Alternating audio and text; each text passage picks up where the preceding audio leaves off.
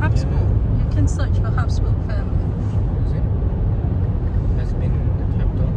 What Austria? Vienna is the capital Austria. of the Roman, Austria got Austria. the Roman Habsburg line. Habsburg. They married with CC is married with the French, right? No, Sissi is the French. Wait, She's which French. one is the French? Yeah, she's the French, I think. Because it's married. No. Emperor Frederick III. Aller Erdreich ist Österreich untertan. That is, all the world is subject to Austria. So where does this history begin? There are many years in which I could have begun. However, there are already excellent.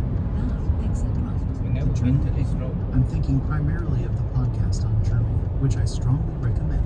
And although Austrians will to a large extent identify as Germans, their historical path is separate enough that it's worth leaving German history from around the time of the fall of Rome, when the German people first entered recorded history, to the Middle Ages, in the hands of those who have gone before me.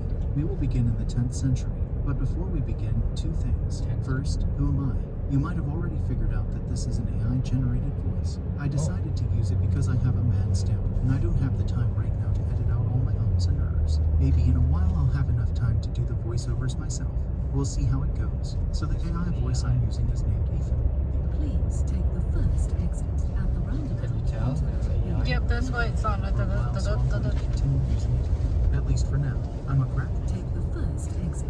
Central Tottenham. Europe. So part of what I'm hoping to do in this pod, Voltaire famously said about it, that it was neither holy, nor Roman, nor an empire. And his point was certainly true, but that doesn't tell us a lot about what it actually was. The HRE wasn't what you'd call today a country. Britannica says the HRE can be regarded as a political institution, or approached from the point of view of political theory, or treated in the context of the history of Christendom as the secular counterpart of a world religion. The history of the empire is also not to be confused or identified with the history of its constituent kingdoms, Germany and Italy, though clearly they are interrelated. The constituent territories retained their identity. The emperors, in addition to the imperial crown, also wore the crowns of their kingdoms. End quote. For the first couple hundred years after its creation, the HRE was very powerful, as was the emperor. Depending on which version you put more stock in, the HRE was created to recede and those of the monarchs would increase. Third and finally, although the form that the HRE would take over time would change drastically, it stuck around until 1806, so we'll be hearing about it again and again. Finally, we return to Austria. Austria can be said to have several founding dates. One is 972. In that year, Otto the Great created the Margraviate called Austria from lands reconquered from the Hungarians, also called the Magyars. The man named Eric's sister Margaret. She had previously been married to Henry, the son of Emperor Frederick II, and by him she had two sons, Henry and Frederick. Both sons challenged Vladislas's claim, only to be supplanted by their new stepfather when Margaret was married in 1252 to King Ottokar of Bohemia. Apparently, these Babenbergs did not share Frederick's dislike of Bohemia. When Vladislas died the following year, Gertrude married Margrave Herman of Baden, who subsequently made the claim on Austria against Ottokar. But Herman died the following year. Good health was apparently not common back then, and his son Frederick made the claim against Ottokar. Ottokar was ultimately recognized by Pope Innocent IV and Emperor Frederick II. In addition, the Austrian lower nobility supported Ottokar, so as of 1251 or so, Ottokar was, for all intents and purposes, the Duke of Austria. But Margrave Frederick of Baden continued fighting, that is, until 1268, when he too died. For 10 years, Ottokar's rule over Austria was undisputed. Babenberg rule was over. We'll leave things here for this episode. Ottokar will have one more challenge in his life before he shuffles off this mortal coil, using an AI voice for the narration here. And since my German pronunciation is awful, I'll be using Florian for German phrases and words when needed. Say hello, Florian. Guten Tag, Florian. Back to our episode. The first thing to clarify is what territory exactly the Margraviate consisted of around 1000 CE. The Margraviate of Austria then consisted of what today are the Austrian states of Lower Austria and Upper Austria, with a capital at St. Polten in Upper Austria. So that doesn't include anything north or west of around Braunau on the Inn River, birthplace of history's most famous Austrian, or south of around Wiener Neustadt, home of the famous Teresianum. military academy. By the middle of the next century, however, Austria had expanded substantially. After the death of Leopold the Illustrious, the Babenberg Margrave, two of his sons ruled in succession. Each added territory to the Margraviate, with the younger Adalbert the Victorious pushing the border to the Leitha River, a tributary of the larger Danube River. This is significant because one of Austria's binaries, Cisleithania, will come the nobility, who would raise armies when necessity called for it. Second, Blanc says, was the existence of significant numbers of what he calls allodial estate. That is, estates not subject to feudal obligations from above.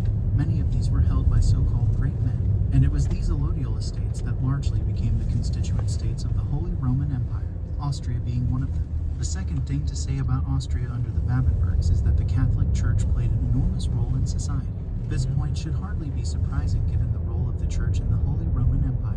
But the church presence was particularly pointed in Austria, where the creation of parishes and monasteries routinely accompanied both territorial expansion and land development.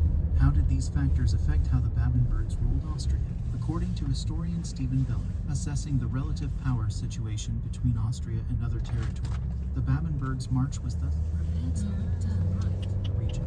Inside the march as well, Babenberg power was far from complete. Much of the best land was possessed by clerical authorities. In the feudal scheme of things, he continues, most of the rest of the territory was controlled by the march's nobility, the Babenbergs only having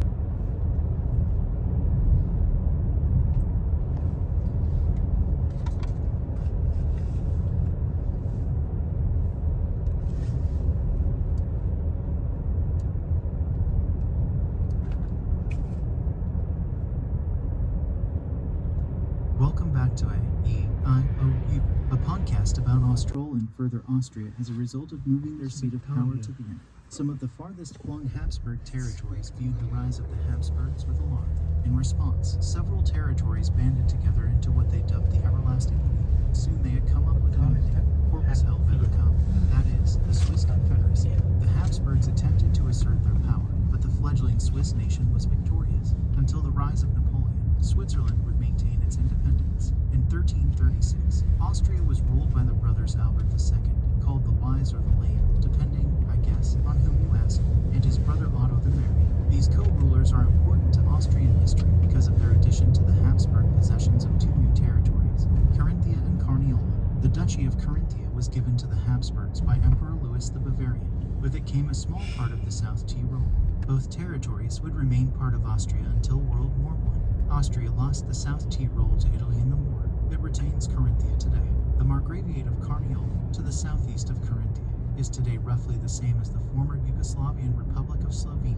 Duke Rudolf IV, called the founder, is famous for, among other things, with Mary. His children, who were Habsburgs, would therefore inherit Burgundy, as well as Austria and the other Habsburg lands. In addition to territory in France, Burgundy included land that today constitutes the Netherlands and Belgium. Maximilian's rule over the HRE was truly consequential, with many wars fought and substantial changes to how the empire was governed. But I want to focus here on Austria, so I'll allow other podcasts about Germany and the HRE to cover this material. Instead, I'll focus on two major results of Maximilian's rule. The first, already commented upon, is the figures who would have major impacts on their own time and on the centuries to follow, Martin Luther and King Charles of Spain. We'll start today by talking about Luther. As I mentioned last episode, Luther was a Saxon and launched the Reformation from the Saxon city of Wittenberg. So why talk about him in a podcast about